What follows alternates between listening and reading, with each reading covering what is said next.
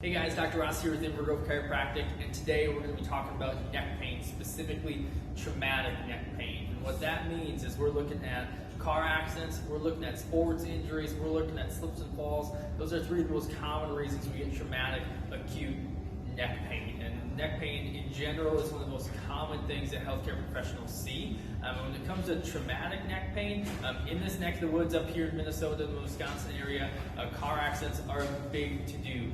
The big reason is we have a season of winter, which is ice and snow, very slippery, and then we have another season called construction season where there's lots of traffic, lots of stop and goes, and again, a big thing with that is rear ender injuries, and what happens is we get whiplash. The second most common is we have sports injuries. Sports injuries are rampant around here because we have football, we got hockey, we have wrestling, we have soccer, we have volleyball, lots of things where we have guys hitting each other and gals hitting each other, or B, we have balls hitting our heads, and that can cause whiplash itself on the neck. It can cause concussions, and it can cause smaller sprained strains. So there's a ton of different ways in sports that we can get traumatic neck injuries. And then one of the third most common reasons is slips and falls.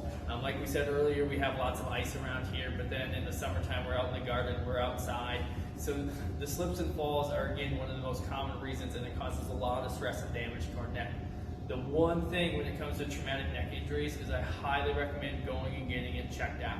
Get it checked out right away, because what can happen is we can get some sprained strains, and we can get damage to the ligaments and the tendons, and then the vertebrae lock up, and then the nerves get irritated, and this vicious cycle goes around and around where the muscles get really tight, the vertebrae get irritated, the nerves cause pain, and we just start chasing our own tails trying to get ahead of this. But one of the bigger reasons to get checked out right away is because when you have traumatic injuries, there's a chance for arthritis and degeneration, especially starting at an earlier age.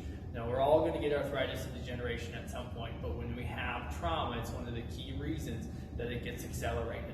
So get in, get it checked out right away, because what happens is the longer that dysfunction and that trauma sits in there, the more chance we have of having our bodies reacting in what it thinks is a positive way in things such as arthritis and degeneration.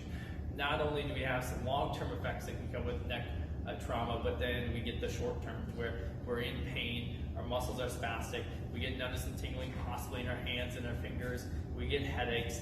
So the biggest thing is, if you have trauma, make sure you go get checked out by a healthcare professional, because the three most common ones: car accidents, we have sports injuries, and we have slips and falls. So if you guys have any questions about traumatic neck injuries and what problems can arise in the short term, also in the long term, go ahead, comment below, we'll get back to you right away. And if you like this video and you want to share it with someone, we'd love for you guys to share it. Just click the share button below as well. Otherwise, you guys have a great day, and we'll see you guys soon. Thanks.